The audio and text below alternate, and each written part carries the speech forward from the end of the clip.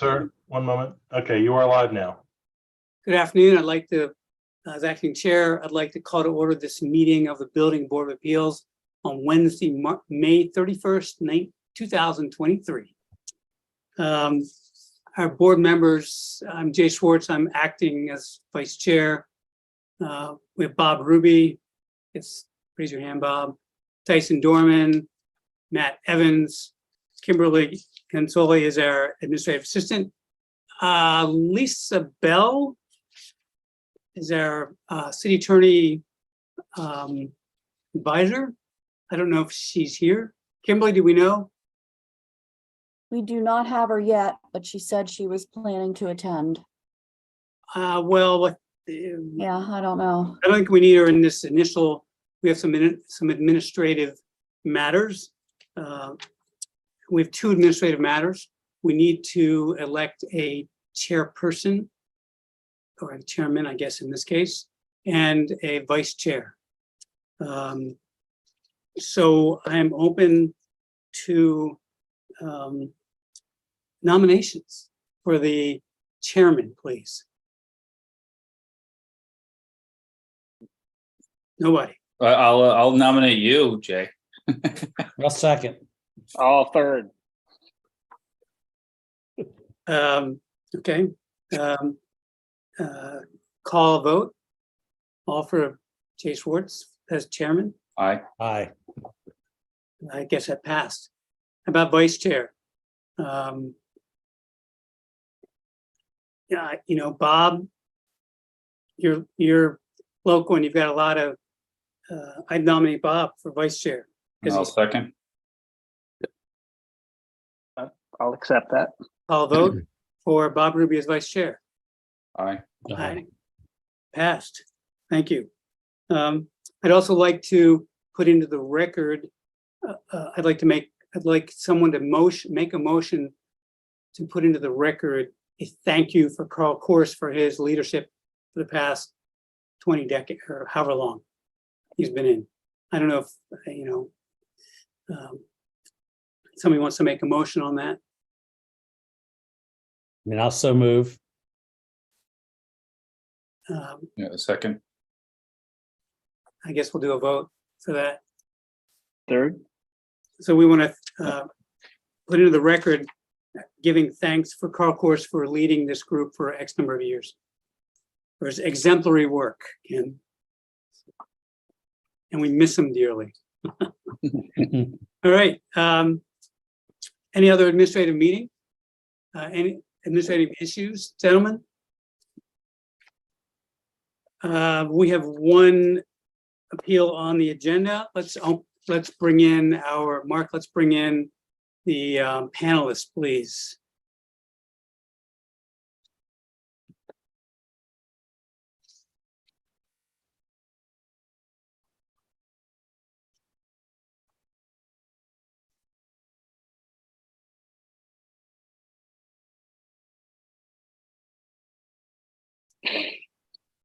Good afternoon. Looks like everyone's in. Mics are turned off. I'm going to read our introductory statement. The Building Board of Appeals is established by City Code Section 0248050. The Building Board of Appeals task today is to determine whether or not the City of Annapolis, under Title 17 of the City Code, followed the applicable code requirements and used reasonable care and consideration when approving or denying the permit in question. Additionally, the board will determine whether there is substantial evidence to support the city's approval or disapproval of the permits. If the board determines that this appeal is outside or beyond the board's jurisdiction as defined by the city code, the board may dismiss the appeal prior to receiving any testimony or documents relating to the merits of the appeal. Additionally, if the board is convinced that testimony offered by any party is clearly not relevant or material to the issues on appeal, the board may rule either that the testimony not be received or that the testimony be limited.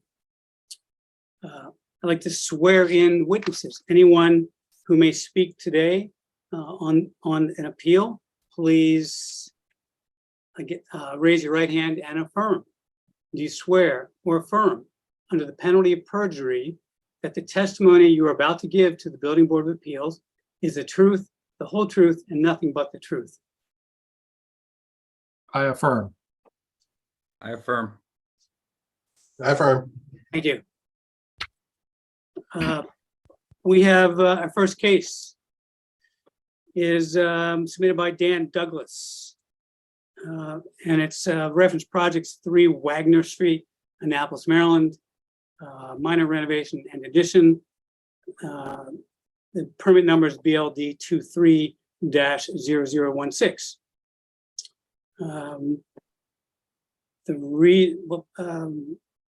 Mr. Douglas, will you please give us an overview of why you're appealing this denial? I'm going to share my screen. Mr. Douglas, Yes, a concise short version of this, why you're appealing it. okay. The reviews of the building permit application were all approved except for building. The building plans reviewer, Ryan Blomley, has one revision required. It involves the issue of ceiling height in a 3rd floor space. And we feel that the code interpretation of that is the basis of this requirement for revision is incorrect. If I may, Dan, Mr. Douglas, what is the scope of work? If I can share my screen, I think one picture would quickly define that. Kimberly, can you do that? There we go. This is number 3 Wagner Street. And the proposal for which we're seeking a building permit is to add this 200 square foot addition, which will be a bath and a closet on the 2nd floor. On the 3rd floor, as submitted, the proposal included a small shed dormer to provide light and air to an office space in the attic in the 3rd floor, and the extension of this existing shed dormer another 8 feet to provide headspace for adding a shower to the existing bathroom. And the appeal is for what part of this scope, if I may? The appeal concerns the extension of this existing shed dormer. Okay. Thank you. Shall I continue? No, let's hear the city, Mr. Manassa or Mr. Blomley, why a synopsis of why the permit's been denied. Please.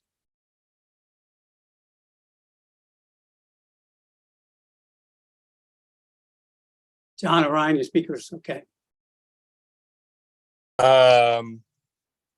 Good afternoon. This is Ryan Blomley, the architectural plans reviewer for the city of Annapolis. So, for one, I seldom do I outright deny any building permit application. I didn't actually deny this one. I just requested revisions. My concern was the habitable space requirements in this 3rd floor attic. At the time, with his drawings that Mr. Douglas presented, it looked like that the scope of work included a existing 3rd floor attic space bedroom. And I had concerns over the ceiling height requirement and whether or not it met 304 and 305 of the IRC. So I requested revisions. Mr. Douglas and I communicated several times through email, and I still disagreed with his opinion. And Mr. Douglas then went to the ICC and got an ICC opinion. And when the opinion came back and Mr. Douglas forwarded that to me, I simply disagreed still, because in my mind and the logic that I saw, that it still defied what I considered to be logic. And so I disagree with him again. But again, this was all outside of a building code review. This was all just through email as he was discussing his project, I guess getting to a point where he could resubmit.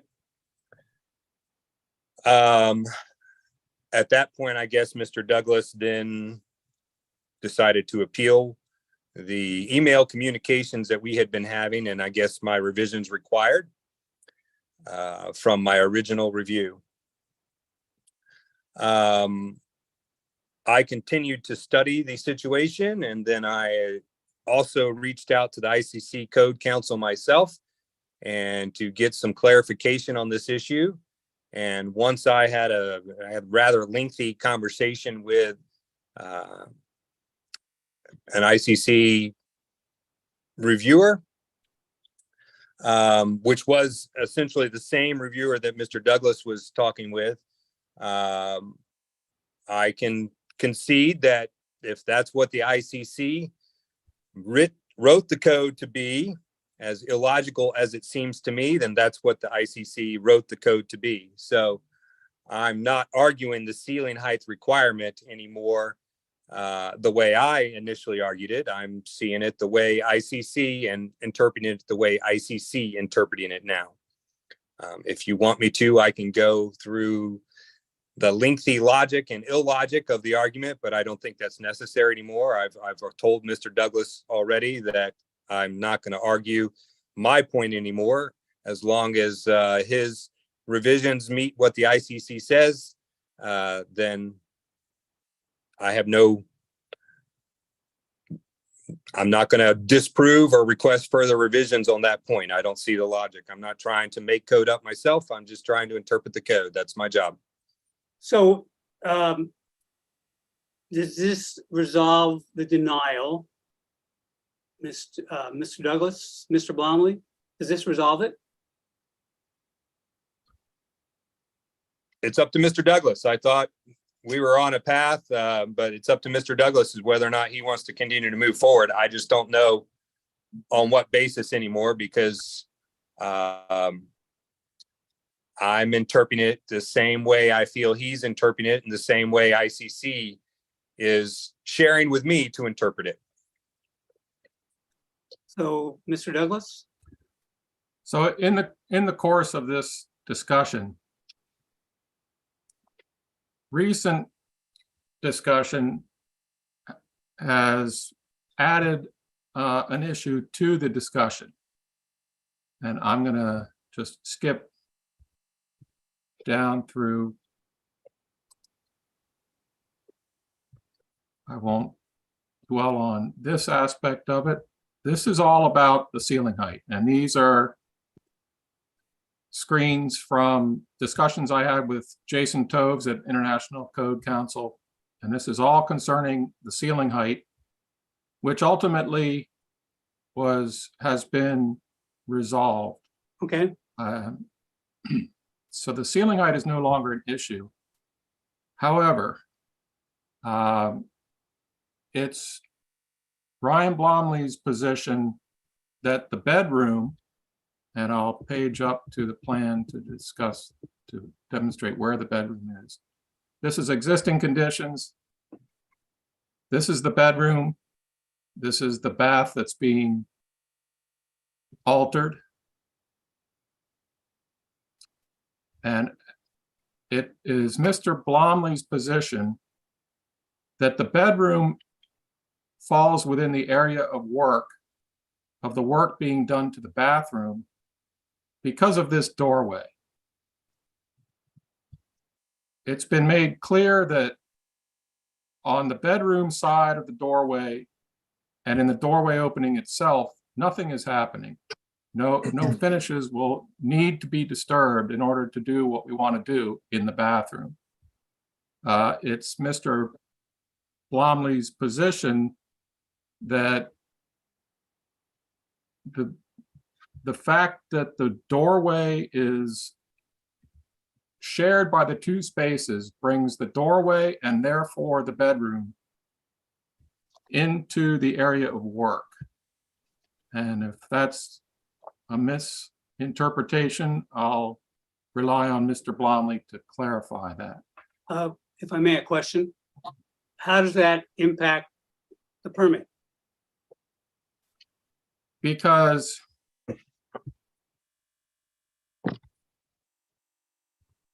if the bedroom is included in the area of work, according to Mr. Blomley, an emergency escape and rescue opening shall be provided, which will require at least an egress casement window in place of the existing double hung window. The window in question being this window in the bedroom. This is currently a double hung window, which would not qualify as an escape window. Replacing that window with a large enough casement to provide an escape window would require approval from historic preservation. It's including the bedroom in the area of work brings that issue up. I would not be surprised if it also leads to other issues. We want to make sure that we understand the area of work and its limitations. All right. Mr. Blomley. Yes, sir. So in the tome of the application, you have stated that beam that must, forgive me if I misread this, that the beam above that door opening drive this into a level 2 alteration. Is that correct? And if it is a level 2 alteration, then that becomes a component of the work, or that room becomes a component. Is that correct? Please tell me what I'm supposed to know here. So, Mr. Schwartz. Yeah. Standard city amendment to the code and adopting the code is anytime a wall is altered, whether the wall is moved, the wall is eliminated, opening altered, or opening closed. That's a level 2 alteration. And the key here is that between Mr. Douglas's first submission regarding that bathroom and the final plans he's been presenting, the orientation of the door has been changed. Mr. Douglas has had an email conversation with me about this as well. But initially the door swung in one direction, and there apparently was a misalignment in the wall that was, I don't know, apparently hidden by the door frame that Mr. Douglas didn't find until he needed to come in and remeasure more accurately, from his words. That's actually changed the drawing. So in these drawings that Mr. Douglas has presented, the door was originally submitted one way, and this goes all the way back, starts with the HPC application from the very beginning. The door was presented as more of a squared off situation, and the wall and the bathroom between that space and the bedroom. And in the evolution of his drawings, the door and wall that the door was in then became angled. And so I had no other choice, but clearly to me, but there was a change in the drawings. That's an alteration. It's a level 2 alteration. So that includes both spaces on both sides of the wall. This is standard city code as part of the work area. So what Mr. Douglas has now come back with me in the last, I guess, in the last week, starting with the conversation over the ceiling area. I was like, well, if the ceiling area is not a problem, I'm good to move forward with this. Just please install the egress window because it's still part of the work area. And then Mr. Douglas comes back to me and says, well, now I've drawn my drawings more accurately, and the door is actually correctly represented in the second iteration, and it's not being altered, regardless of the new ridge beam or shed dormer beam that's going to in place above the door, which requires the door header itself to be replaced. So Mr. Douglas is arguing that no, they're not altering the doorway, the door opening, the wall, or anything like that. And so it shouldn't be counted as part of the work area. And I've told him if that is indeed true, then no, it's not a part of the work area. But previously, that's not what the documents showed to me. It was a part of the work area because the wall was altered. So if I may, Ryan, Mr. Blomley, so Sure. it sounds like, and board, please weigh in. It sounds like both issues have been resolved. Does Mr. Douglas need to provide you a clear revision or notes to his application to specify exactly what he's doing to meet the ICC and your guidelines, as well as the code guidelines? So it's clear in these documents with a dated set of documents. Will that clarify these issues? Correct. And we've actually discussed that as well and trying to hash this out. He's had a few other questions, which brought up the whole egress window issue and that still having alterations, and now they're not alterations. The only thing that I still further require is that he still has to show in his floor plan. He's called up screenshots of his CAD work and his CAD file, that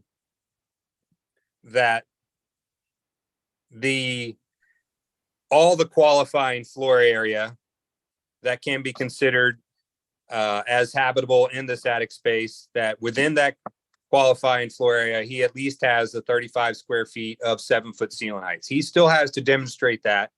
I think he can with the space. And that was the crux of the argument in the first place, was that section 305 was not met inside the space required by 304. And that was the difference in our arguments.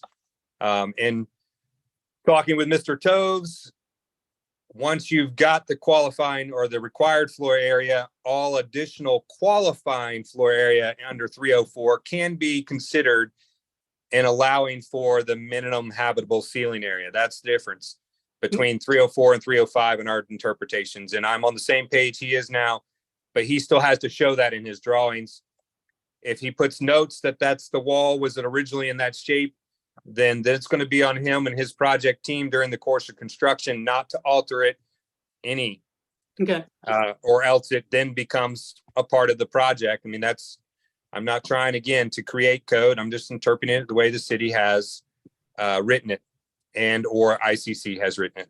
So if I understand this correctly, it sounds like both issues have been resolved or are resolvable to the city's understanding. Is that correct? I feel that way, Mr. Douglas.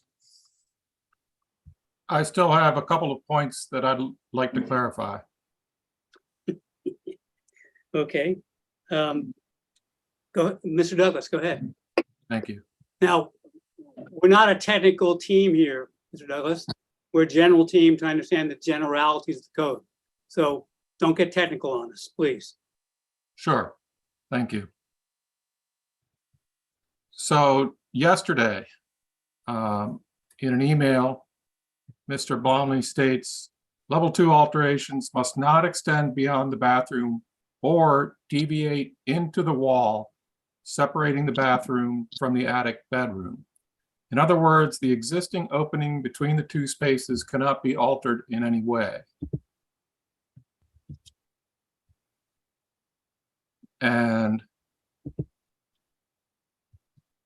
it's, if I'm understanding correctly, Mr. Blomley is saying that any disturbance to that wall at either side makes that wall part of the area of work and therefore makes the bedroom again part of the area of work. According to the IEBC, Chapter 2 definitions, work area excludes other portions of the building where incidental work entailed by the intended work must be performed, and portions of the building where work not initially intended by the owner is specifically required by this code. So I think certainly a disturbance of the bathroom side of that wall with the doorway in it certainly qualifies as incidental work. And I therefore still maintain that the bedroom should not be included in the area of work. I would like clarification on that issue. Mr. Douglas, you're correct. It's incidental work. I don't know where you're trying to, I guess, state. I'm simply trying to share with you that if you move the wall or alter the opening, it's level 2 alteration. It's considered part of the work area. So whatever work you do in that wall, you can't change the opening, you can't move the wall. So in putting a new header in, if you have to make it taller or shorter, it's going to be a level 2 alteration. But if you can do that without moving the wall Right. and disturbing the face of the wall on the bedroom side, it's all within the bathroom. But once you break out into the bedroom, it's your work area. If you've altered the wall by the definitions we've been discussing, then it's a level 2 alteration. I guess we're going round and round, but you've got to keep all your work in the bathroom. I think that's sort of, to me, Mr. Douglas, you got to keep the work in the bathroom. That's the key. Pretty simply put. I'm satisfied with that. So board members, you have questions? Bob, Tyson, Matt? I mean, it sounds Not at this pretty point. straightforward. No, I don't have any additional questions. I don't either. Yeah, I don't either. I have just one or two questions, and they're, I guess, more general questions. It's probably for Mr. Blomley and Mr. Manessa. So we have an existing attic that's currently being, from what I understand, currently being used for bedroom, office, and bathroom. Isn't this permit about bringing that attic space, and we have those attic spaces all over the city, all over the city that are used. Isn't the permit about bringing it into greater conformance? And if it's about bringing it into greater conformance, isn't that a reasonable request versus forcing an applicant to meet the hard definition of the code? Is there some gray area down the road? Just that's probably a comment, I guess, not really a question. Ryan or John. I know on the zoning side, if you bring a building into greater conformance with the code, they let things go. So just the amount of documentation, the back and forth seemed like a lot of work, both Mr. Douglas and Mr. Blomley, and we appreciate it. But I think we need to make a motion on this. Mr. Schwartz, Yes. is it time to answer your question? No, I think that was just a comment. I apologize. I think it was just a Okay. comment. We'll talk about it later.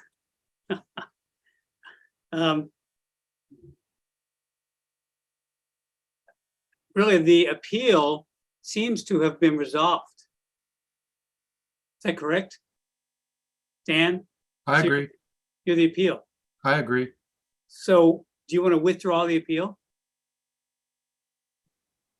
If that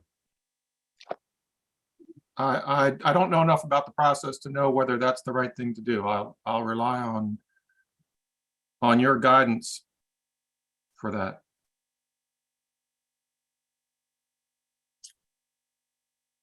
Well, board, we don't, well, let's close the public comment and let us just kick this around. Please. Thank you. Bob, Tyson, Matt. I mean, the appeal's gone away, really. Right, like if we were to make a motion, what would the motion be? The motion could be to, in different language, would put off the appeal to delay. Matt, you would be better with this language. Put the- Lisa, Hello. Yeah, hello. Can I pipe in? First of Yeah. all, wanted to introduce myself. I'm Lisa welcome. with Eckert Siemens, and we're counsel to the board. And so both I, as well as other folks in my firm, will be assisting the board where you need advice and Nice. counsel. So you have not asked for advice and counsel in this instance, but I will just pipe in for thoughts to think about. I think it's also important to note that it appears that the Annapolis staffer has also changed his position. So in changing his position, the applicant was appealing an agency decision that no longer exists, for lack of a better definition, right? Because originally he had taken an issue with the ICC's decision, and then, you know, through reflection, he decided that he agreed. So in that agreement, he was no longer contradicting or no longer in a sort of an adversary position with the homeowner. So the homeowner would not be appealing his decision at all because his decision changed. Well, that's, Lisa, thank you. Jay, this is Ty. The one thing that I did hear that will, you know, whether the board you know, votes on anything or not is that there needs to be, you know, some update just in the floor area of those drawings. I think is something that is definitely a result out of what's been discussed today. Over.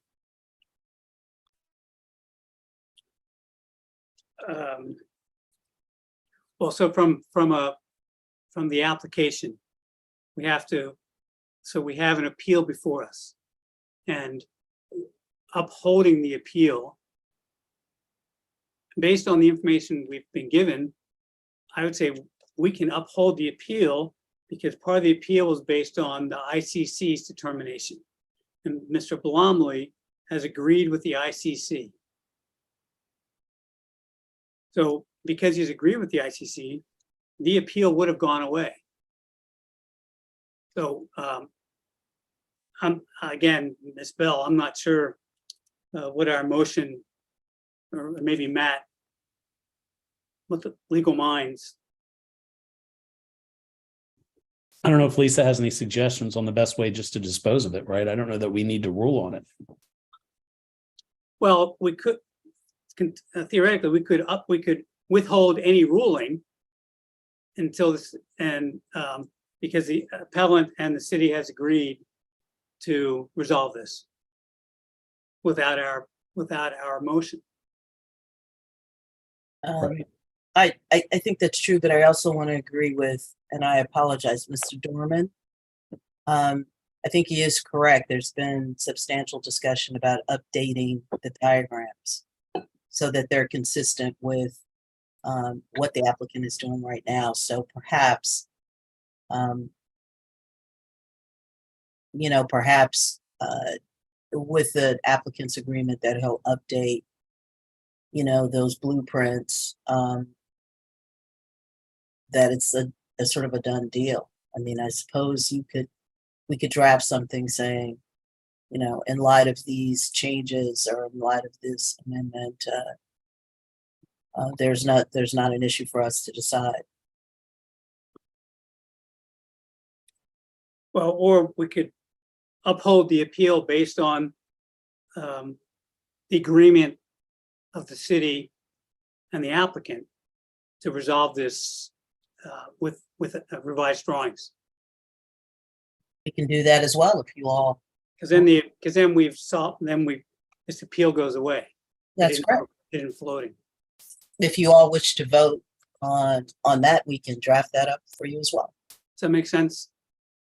Yeah, and that's where I was going, Jay. But, I'm gonna need I will need a motion from one of you on this appeal. Please. Simple. So I'll make a motion with the updated drawings to is it uphold the appeal? Is that? Uphold the appeal. Second, Do we have a vote? And the vote is to uphold the appeal based on the agreement of the applicant and the city to resolve the differences with revised drawings. Is that right? Sounds right. Yep. I need a vote then. Thank you. Aye. Aye. aye. Here we go. We have upheld the appeal.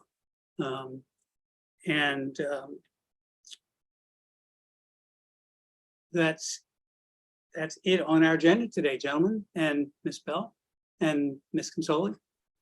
I say all that right? And we look forward to our next adventure. Need a motion to close the hearing.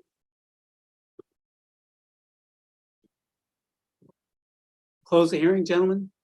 Oh, so moved. Second. Second. Vote. Before you all leave, because this is, one of your first hearings, we are trying to compile templates as well as sort of new best practices for commissions as well, commissions and boards as in addition to yours as well. So I would be reaching out to you, or somebody from our office will be reaching out to you individually to sort of get some information and some advice about how to put a packet together. So hopefully it will not only help you all in the future, but will also help commissions and commissioners on other boards. So please feel free to reach out to us. You have my contact information, but I look forward to talking to each of you individually or one of the other attorneys in our office. That sounds great. Lisa, I do have sort of an outline of sort of a meeting outline of how the meeting goes on. If I'm not, somebody's, the chairman's not around, and I'll get that. I'll send it to everyone as well, because Bob, if I'm not here, you're gonna have to do this. And with an introductory statement, the swearing in of witnesses, and then sort of a general outline of how a meeting might progress. That would be great. And so Yeah, that'd be awesome. Oh, I'm sorry. No, I was just agreeing with Jay. That would be good for me to Yeah. have. Okay. No, that would be great. So please pass that on to me. And I mean, I don't think I'm speaking out of school, but I do think there's a planned training process later this summer for new commissioners and for some longstanding commissioners that need to sort of look at new rules of authority. Training? I've been on this for 14 years. Never have I been trained. We look forward to it. Well, I think that's, I think that's what the mayor is hoping to change a bit. Yeah, People good, good. never experienced any training. I think the Office of Administrative Hearing, tried to conduct some a few years ago, but there's a plan to reconstitute it. That'd be great. Thanks so much, gentlemen. Thanks, Lisa. Thank you. Bye-bye. Thanks. Thank you.